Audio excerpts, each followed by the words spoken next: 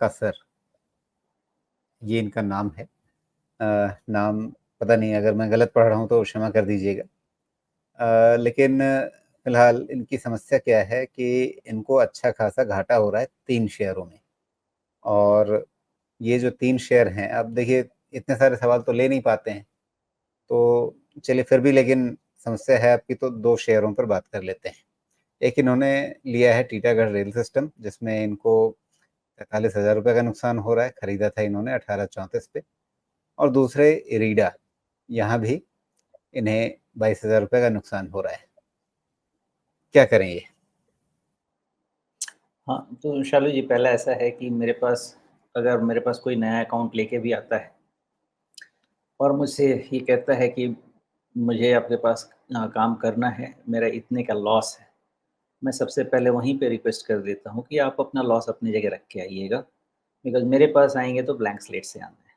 जो आपने किया, नहीं किया, उसका कोई हिसाब नहीं। आपके पाप आपका, आपका पुण्य आपका, यहाँ से पाप पुण्य दोनों मेरा।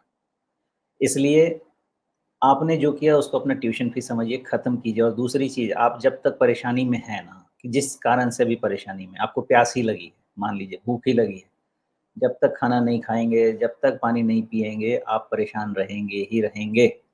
आप लॉस में हैं। एक ही चीज़ आपको, एक नहीं 2 चीज़ आपको ठीक कर सकता है। एक, अगर आप उस कंपनी का फंडामेंटल समझें और फंडामेंटल्स आपको कहता है कि 1 नहीं 4 साल में सही, लेकिन आपको अच्छा फ़ायदा मिल सकता है। अगर वो आप समझते हैं, तो आपको अच्छा सुकून मिलेगा, नहीं तो दूसरा क्या, लॉस काट के सबसे ज़्यादा अच्छी नींद आती है। उसके बाद आप सोचने के लायक हो जाते हैं, अभी तो आप सोचने के लायक ही नहीं रहेंगे। ये 2 सिंपल सा सॉल्यूशन है, बाकी स्टॉक वाइज़ आप जो बोलेंगे, मैं देख के समझाने की कोशिश करूँगा। जी, तो पहले तो ये टीटागढ़ की बात कर लेते हैं। टीटागढ़ में क्या किया है इन्होंने, 1834 पे खरीदा था। 1834 चलिए, अ, मतलब टॉप से थोड़ा-सा ही नीचे खरीदा था इन्होंने, और अब ये आ गया है 1273 पे। तो हुँ, यहाँ पे अब, जबकि ये अपने 200 डे मूविंग एवरेज के पास आ रहा है, यहाँ पे इनका धैर्य जवाब दे रहा है। हुँ, देखिए, ये भी एक समस्या है सुमेश, जो कई बार मैं देखता हूँ कि हुँ, जब मतलब गलत जगह पे आपने एंट्री ली और उसके बाद वो नुकसान देना शुरू करता है, वहाँ पे आपका धैर्य नहीं खराब होता है। लेकिन धैर्य आपका कहाँ टूटता है, जब शायद, मतलब होगा या नहीं होगा वो तो आप बताएँगे, लेकिन अक्सर हम ये कहते हैं कि 200 डे मूविंग एवरेज एक अच्छी जगह होती है जहाँ कोई शेयर आकर के टिके। अगर 200 डे मूविंग एवरेज के पास आकर के आप घबराना शुरू करते हैं, तो इसको क्या समझा जाए? तो ठीक है, दोनों तरीके से इसको समझते हैं राजीव जी। पहली चीज़ ये, ऑफ लेट ऑफ लेट यानी हम समझें इसको, लास्ट ईयर से जो इसका ग्रोथ आया है, जिसके कारण इसको वैल्यूएशन मिल रहा है, वो थोड़ा-सा स्टॉल हो रहा है। तो अगर वो स्टॉल हो रहा है, तो जिस चीज़ को आप 15 टाइम्स वैल्यू करते थे, उसको 50 टाइम्स तो नहीं कर सकते ना। इस चीज़ को समझिए पहले। तो पहला क्वेश्चन वहीं आएगा कि अगर हम लास्ट 5-10 ईयर्स देखते हैं, तो ऐसा लगता है कि वैल्यूएशन इसको इतना तभी तक मिलेगा, जब ये फिर से सेल्स ग्रोथ, इसका जो नेगेटिव हो गया है, ये फिर से आपका 25-50% वाले रेंज में जाएगा। लेकिन 25-50% वाले रेंज में जाना आसान रहेगा क्या? उसको समझिए। आप 50%, 25% पे इसलिए ग्रो कर पा रहे थे कि आप क्वार्टर का 300-400 करोड़ सेल्स कर रहे थे। अब आप पहुँच गए 1000 करोड़ के ऊपर वाले सेल्स में, तो क्या 50% ग्रो करना एक जेन्युइन एक्सपेक्टेशन है क्या? नहीं है। 50% मतलब जो आप 2 क्वार्टर में करते थे ग्रोथ, आप जो आपका पूरा क्वार्टर का सेल्स होता था, उससे ज़्यादा आप क्वार्टर का ग्रोथ एक्सपेक्ट कर रहे हैं। इसलिए ये जेन्युइन एक्सपेक्टेशन मेरे हिसाब से नहीं है। तो इसके अगेंस्ट होगा क्या? इसके अगेंस्ट होगा ये कि इसका करेक्शन होगा। करेक्शन कब, कहाँ तक होगा? ये जब तक करेक्शन समाप्त नहीं हो जाए, तब तक कोई भी इसका अंदाज़ा नहीं लगा सकता। लेकिन अगर इसे थोड़ा-सा डिटेल जाके देखा जाए, और चाहे राजीव जी तो आप इसमें रिट्रेसमेंट भी डालने की कोशिश करें।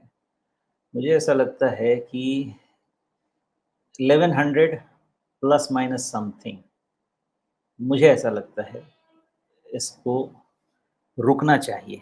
वहाँ से बहुत खराबी नहीं होनी चाहिए। 1100 समथिंग के आसपास वो एक बार में तो वहाँ से नहीं टूटेगा, अपने रिज़ल्ट को रीड करेगा और इसकी पॉसिबिलिटी ऐसी है 1100 के आसपास सपोर्ट ले सकता है, कंसोलिडेट कर सकता है। क्या इसके बाद वो ऊपर चलना शुरू हो जाएगा? I have no idea. वहाँ पे इसको इवैल्यूएट करना पड़ेगा। ओके। तो जी, अब इसमें आपका कंक्लूज़न क्या बनता है? ये बहुत बड़े पेशेंस वाला केस हो जाता है, क्योंकि अब तो काइंड ऑफ मिस्टर अटके जैसा सिचुएशन है हमारा।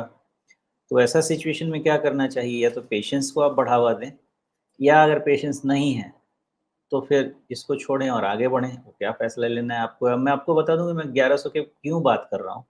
वो उसका ब्रेकआउट पॉइंट था।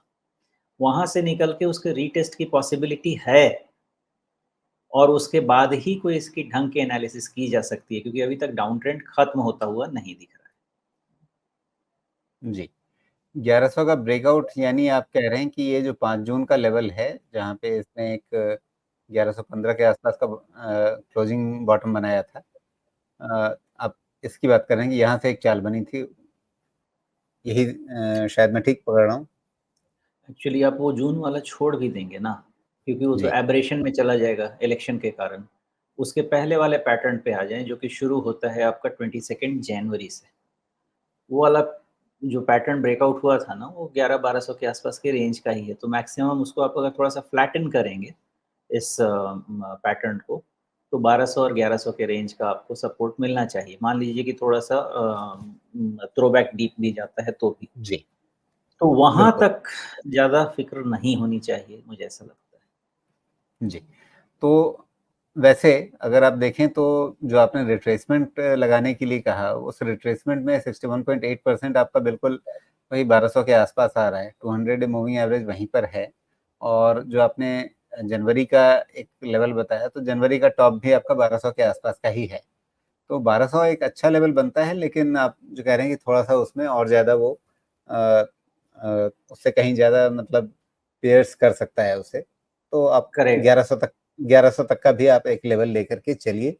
तो अगर आप 1800 से यहाँ तक झेल चुके हैं, तो थोड़ा-सा और धैर्य रख लेने में बुराई नहीं है। नहीं, नहीं, कोई बुराई नहीं है, लेकिन अपना रिस्क ज़रूर समझ के जो भी करें, आगे करें।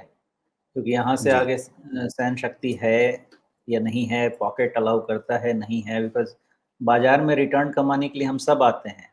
रिस्क जी। मैनेजमेंट टॉप मोस्ट है, सर्वोपरि। बिल्कुल, वो इस पे भी निर्भर करता है कि भई आपने अपना ही पैसा लगा रखा है या उधार का पैसा तो नहीं लगा रखा है। कई बार लोग अति उत्साह में उधार का पैसा भी लगा देते हैं। अगर वैसा कुछ होगा तो फिर तो आपको जान छुड़ानी पड़ेगी जल्दी से जल्दी। लेकिन अगर आप अपना पैसा लगा के बैठे हुए हैं, तुरंत उस पैसे की कोई हड़बड़ी नहीं है, तो फिर यहाँ पे आप सोच सकते हैं, ये विकल्प आपके पास है कि आप 1100 तक का भी इंतज़ार कर लें। क्योंकि ये 1200 से वो लेवल शुरू हो जाता है, जहाँ से मतलब एक डिसेंट सपोर्ट बनना चाहिए। 1200 से 1100 के बीच में जहाँ भी बने, ये तो अब बाज़ार की मर्ज़ी और इस शेयर की मर्ज़ी। लेकिन जो सोमेश समझा रहे हैं, उस पैटर्न के हिसाब से कहीं पर वो एक सपोर्ट इमर्ज होना चाहिए, ये दिखता है।